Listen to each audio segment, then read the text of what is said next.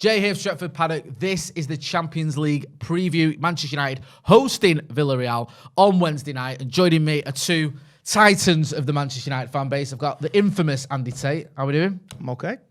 I'm going to leave that there because you look like you're ready to kill me. And someone else who's equally got an equally happy face, James Young. How are we doing? Yeah, can't wait to see us play Villarreal again after last time. Great. You were there, weren't you? In Gdansk. Great fun. Hey? Loved it. Funny thing is, James was in Gdansk, and I get a message off my missus going, "No, you know this lad. You work with this lad." A picture of James on the telly looking like he was sat watching the Europa League final, to be fair, because it was awful. Well, how many football matches have you been to where you've had to legally quarantine afterwards for 10 days? That is an awful fortnight, that, isn't it? You watch us lose the Europa League final, and then you have to quarantine for 10 days afterwards. It's not the one, that is it? Yeah, no, but the comfort was City losing. Nah, I'd prefer it if United won, to be honest. 100%. It is the blow. There's always some small measure of comfort in City missing out on things, but yeah, it wasn't quite the week we wanted. Moving on, anyway, to Villarreal game. Now, I hate using these words and these phrases, but sometimes you feel they are quite appropriate. Now, the term must win, it might be a little bit of an exaggeration, because if Ole Gunnar Solskjaer doesn't win this game, do I think he's going to lose his job? No. Do I think Manchester United can't get through the Champions League group? No. But we are getting to a point where we need to start winning games more consistently, Andy, because we lost our opener against Young Boys, a game we should have won. We've now lost 3, I think, of the last 4 games in total. We need to get our season. Sounds a bit melodramatic to say our season back on track, but we need to get the things need to get back on track, because they do, don't they? Let's face facts. We've been struggling. Yeah, we need some rhythm now. We need to put in some performances that which match and the team that Solskjaer has acquired now over the summer. And it's there. Look, we're doing well in the league, but the performances in the cup competitions have not been up to scratch, and there's so much got to change come Wednesday. Yeah, I mean, you say we're doing well in the league, and you are right. We are. I think is it, was around 4th, so it's not too grim. But it is a worry, James, that we have obviously lost to Villa, dropped points against Southampton, and then you look at the cup competitions as well to lose two cup games. Do you feel that going back to the Europa League final, the fact that we lost the Europa League final, as Andy said, Ole's been relatively backed in the transfer window this summer? When you look at the players we brought in, do all those factors add pressure on Ole Gunnar Solskjaer? Do you think we're getting to the point where he needs to start looking over his shoulder? No, I don't know. I think if we lose, if United lose during this week, then I think that's the issue. I think the thing is with the Champions League, especially, last season, his excuse was it was a difficult group, but it was a difficult group, to be fair. PSG and Leipzig are 2 pretty good sides. Yes, United should have probably beaten Istanbul Basaksehir here, but those are 2 really good teams. This season, he doesn't have that. Villarreal, okay, they're a good team, as we know about, but United should probably get a result against them. Atalanta as well. I know they reached the semi-finals a couple of seasons back, and Gasperini, everyone loves his style of play, but United should probably be beating them. And Young Boys too, they're probably one of the easiest sides you can get in a Champions League group in terms of how it's seeded. So 3 teams there. United probably should be topping that group. And I think especially, and I don't really want to, I feel a bit uncomfortable saying this, but if United lose 2 games, the first 2 games of the Champions League, then there's already that pressure that's going to start to mount. And especially as well, you're playing catch-up then as well, because there's only 6 games in the Champions League group, and then going into that 3rd game at the halfway point, if you're on 0 points, then there's just that unnecessary pressure that's mounted onto something that should be a game that you must win. And we've kind of seen this before with United. It happened with Van Gaal when United lost to Wolfsburg on the last game. It happened last season. It's just unnecessary. And if you can win your first 2 games of the Champions League, especially if you just win all your home games, sort it then, and then you can rest players in the last 2 games, and you can focus on other competitions, which is really what United need to do this season. They might get to the semi-final, the Champions League or quarter-final.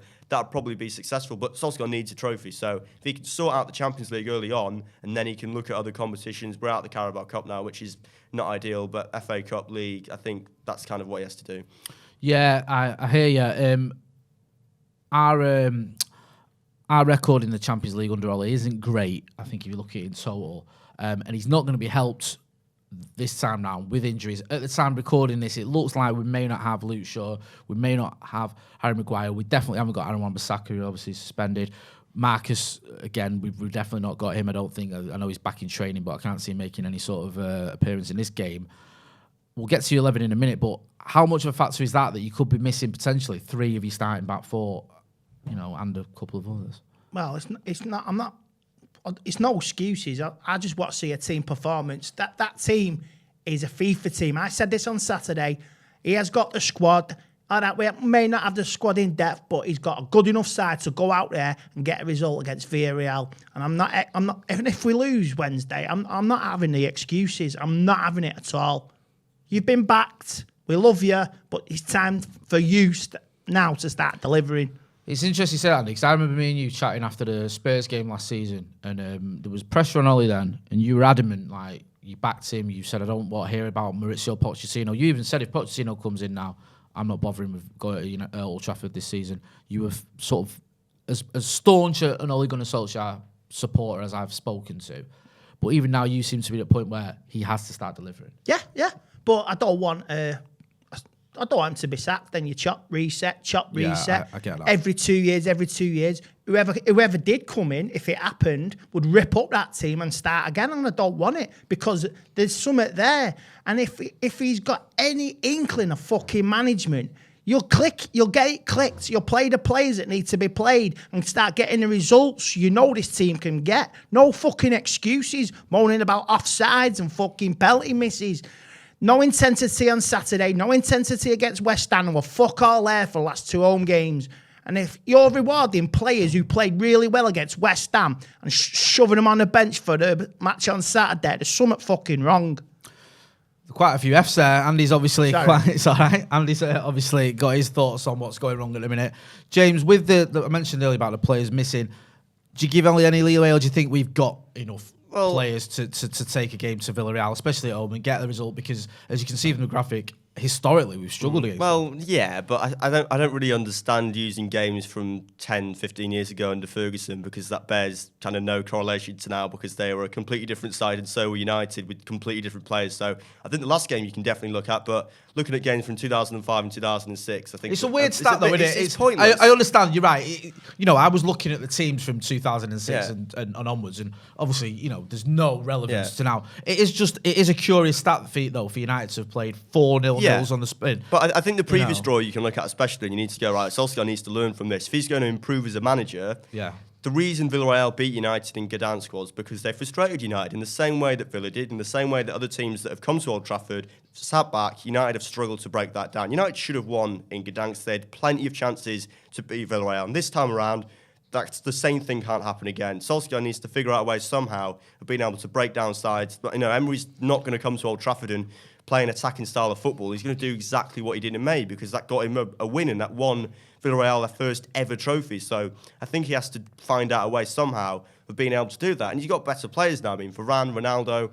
If this United team played in May, would they have won that game? Probably yes. But at the minute, United have got to figure out a way of being able to break teams down that play a sort of defensive style that comes to Old Trafford. No, we do have to break teams down, and bearing that in mind, James, I'll start with you. Who have you picked as your predicted 11 to hopefully get Manchester United our first Champions League win this season? Right, so he's going to his phone. Go into my phone. You can see it on there on the screen if you want to look up. Your eyesight's gone. I can't read that. Well, do you want me to do it for you? I've got it up now. Go on. Give us a sec. Go on. You can do this. So I've gone for De Gea in goal. Yeah. I think it's a pretty obvious one. Yeah. Dalot, Lindelof, Varane, and Telej. Yeah. Matic and Pogba. Yeah. Greenwood, Fernandes, Sancho, and then Ronaldo up front on his own. I mean, you've obviously made changes there, I presume, because of the injuries we've got. Well, yeah, I mean, Shaw's not playing. I didn't think that's tactical. It's still, though, even though there's changes that do concern me slightly that Ollie's going to have to make, I still, especially when I look at that sort of, that front four in particular, you can maybe even argue the front five, but the front four, I mean, it's there's class all over the pitch there, class all over that forward line. And you'd think we'd be able to cause them all sorts of trouble. This is what frustrated me in Gdansk was Etienne Capoue was man of the match for Villarreal, and I'm fairly certain that I think he signed for them on a free transfer or something like 2 or 3 million. I think he came from Valencia for dirt cheap, and Van der Beek, who cost something like 12 or 13 times that amount, didn't even come off the bench. That's a good point now, because he didn't even get a penalty. He didn't come on. Practically, it felt like everyone got a game except Donny van der Beek. Andy, you've been a big fan of him. of his, I should say. Is he in your team? Do you want to talk us through your predicted 11? Yeah, he's in with it. Yeah, I predicted 11. I would include him on Saturday.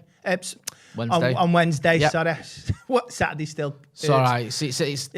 We can do this, Andy. We can get over Saturday. We'll move on. I've gone with De Gea. Yep. I've gone with Raf. I've gone with Lindelof and Delo, and I can't see it. The screen's a bit too far away. Right, I can see this. You've got Donny van der Beek and Paul Pogba, I think, is that?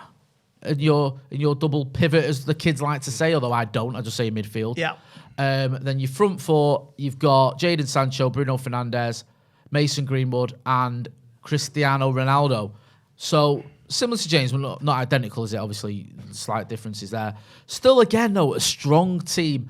Yes, there's slight concerns that we haven't got our strongest possible back four, but you look at that team and you think that is a team that should be able to beat the team that's 11th, I think, in La Liga.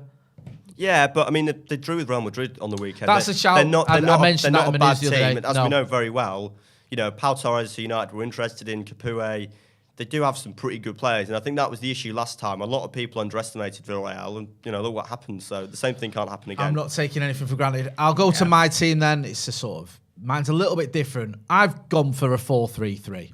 Now I know people will be going, "Why have you done that? We're not going to play 4-3-3. We're going to have two holding midfielders." I think we might just need to go for it. I think Old Trafford's going to be packed. I think the crowd will be up for it. It's our first Champions League game at Old Trafford with the crowd there in quite a while. And I think that, if we actually got at Villarreal, we went for it, then maybe we get them on the back foot and maybe we can cause them some damage. And if we get an early goal, I think their game plan's going to go right out the window, because then they're going to have to come at us, which I think plays into our hands.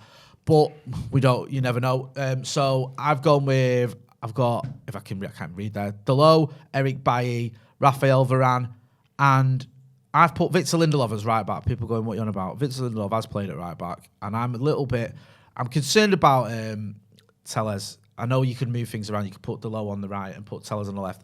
I thought Telles was a little bit troubling against West Ham in the cup. He's not played much as well. I think that's the issue, because he's been injured and stuff. I mean, I know United did it with Botner and Moyes against, was it Bayern Munich? And the first leg of that game, he had an absolute blinder. But I think when you put players like that into a Champions League game like this, I mean, if United were already through and there were 2 games left and you go, okay, let's try it. But I don't know. I think it's a difficult one, because Lindelof as well, there's no guarantee at right back that he plays well either, so it's not easy, is it? It's not. So I've just gone with that. I just feel that Ollie may just be tempted by Lindelof's experience there, and he has, like I said, he's not a right back, but he has played at right back, if that makes any sense. I've gone with Nemanja Matic in the holding midfield role. I know that's a lot for him to do on his own, but if there is one player who you think, okay, who's going to play in that role on their own, especially as Scott came off against Villa looking knackered. He just didn't look at the races for me, Scott McTominay against Aston Villa. I think he might just be struggling to get into the groove of things fitness-wise. Paul Pogba and Bruno Fernandes make up the midfield. And then I've got Jadon Sancho, some kid called Cristiano Ronaldo, and Mason Greenwood on the right. I mean, again, it's a strong attack. You can take your pick from any of those teams, and one thing I think you can say about all of them is they've got an attack that's full of goals in class, so it's just you would think that, wouldn't you? You getting would it think together. that. Yeah, no, you're right. You would think that, and we could have said that going into the Villa game. Moving on to Villarreal, we've spoken quite a little bit about these. I don't want to sort of dwell on it. As James has pointed out, you can't really look at the historic results too much, but you can look at Villarreal's recent results. And the one that stands out for me there, James, as you mentioned, is the draw with Real Madrid. I mean, this is what I'm scared of. I'm scared of this. Well, we know nil-nil. what Emery's like, as we've seen with Arsenal as well. I mean, when he was there, he wasn't necessarily successful as a manager, but you can see the style of play and how that's similar. And he's worked very well on a tight budget at Villarreal. He's signed some really good players, like Pau Torres, likes of Capoue. They signed a couple of players as well from Valencia, like Danny Paddock as well, who's been good for them. So they're not an easy side, as we know, and I think, to be honest, they're going to frustrate United like they did with Real Madrid on the weekend. Done it with Arsenal last season in the semi-final at the Emirates. Then it held them to a 0-0 draw, and I think Arsenal only had 2 shots the entire game, so he's more than capable of doing it. Do you know what? Don't want to go too far off topic here, but I was watching that thing. You might have seen it on the Greeks when they... Yeah, you've told me about it. Yeah. King Otto, when they won the Euros, and everyone was having a dig at him because it was all 1-0 and set pieces, but the manager was saying, like, that was the tools I had to win this tournament, and I won it. and if I'd have played any other way, if I'd have played expansive football, we'd have got torn apart. And Emery, if Villarreal had come at United in the final, they'd gone at Arsenal, Ole Gunnar, there's a good chance that we would have won the trophy. And would everyone be sat here going, oh, what a fantastic job they did because they played the right way? I don't have a problem with managers, especially on limited resources, using the means necessary. Bit of the old Bolton way, Sam Allardyce. It's up to us to break them down. It's like on Saturday, it was up to us to break them down. There was no urgency, there was nothing going forward.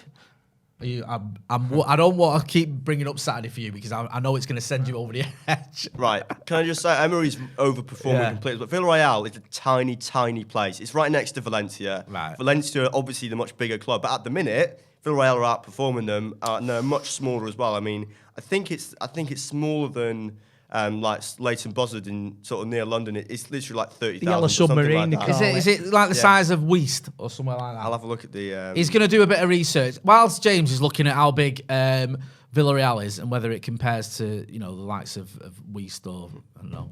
Eccles is a bit bigger. I do think Villarreal is owned by a business firm, and half the employees actually are supporters. Oh, that's nice, isn't it? And season ticket holders. It's 51,000. 51,000. So you can work out yourselves what that compares to wherever you're from. If your town's got 51,000, got Bolton or something. Yeah. Bolton. No, Bolton's bigger than 50,000.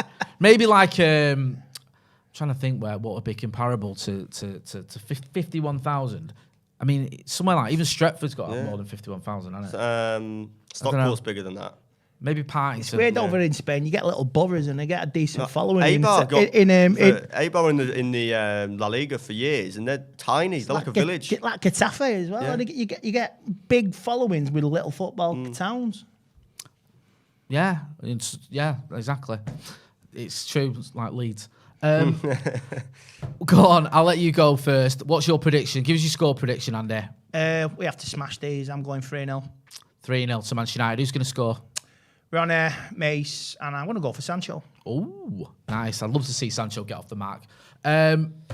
James, go on, give us your score prediction. I think it'll be 1-0 to United, but I think it's going to be similar to... I don't want to come across as pessimistic here, but do you remember those group games under Mourinho where United would scrape through and they'd just be like drab? Remember the 0-0 against Valencia? Yes. It's going to be... Or the Young Boys one where Fellaini scored in the last minute. Yes. It just reminds me like... That was the water bottle throwing thing, wasn't it? It just reminds Pump me... it up in the last minute. Yeah. I think it might be one of them. I hope I'm wrong. I hope we'd come out. I hope, we do what Andy says. But you never know with United. That's the exciting thing. Because you'd have never said before under Solskjaer, like, do you remember when he was really under pressure and he beat Spurs and City and those sorts of teams? Back to back. He's just really unpredictable. I think that's the exciting thing about watching United under Solskjaer is you never know what's going to happen. You're a goal away from misery. Yeah. And the sack, and you're a goal away from total ecstasy. Yeah. That's what it is. Pearls of wisdom from Andy Tate. Couldn't be more right. Make sure you go and check him out on Instagram. He's always giving his thoughts on all things Manchester United. And what else do you do on your Instagram? Just give me thoughts on the match before and after, and it's just a bit of fun. Pre and post match analysis. Just fun. It's a bit of fun, man. It's a laugh. It's what social media should be there for. James, where can people find you? Actually, I'll tell people. Buy United We Stand whilst I'm at it. Yeah. Because I write for them. The last issue, the current issue went on sale before the Villa game on the weekend, and it'll be sold before the game against Villarreal. Also, the previous issue, I did find it on sale at the Pendleton Tesco Extras. So if you are in that way, it's still on sale there if you missed it. Go and check out United We Stand. You know what? I used to sell United We Stand when I was 13 years old. Yeah. No such thing as employment law in those days. Outside the ground. And I had to wait 27 years before I actually got to write for him. Now I've got people writing pieces about me. Yeah, now you're getting people writing responses to your pieces, so you're flying. So go and check out United We Stand. Check out Youngie as well on socials. Make sure you check out as well the merchandise we've got, paddockmerch.com. Go and visit them. We're over 600. I think we're at about 607,000 subscribers. So let's get to 700,000 subscribers by the end of the season. That is my goal. To watch Manchester United lift the Champions League as we hit 700,000 subscribers. Who knows? This has been the preview for the Champions League game against Villarreal. I've been Jay Moy. Thanks for watching.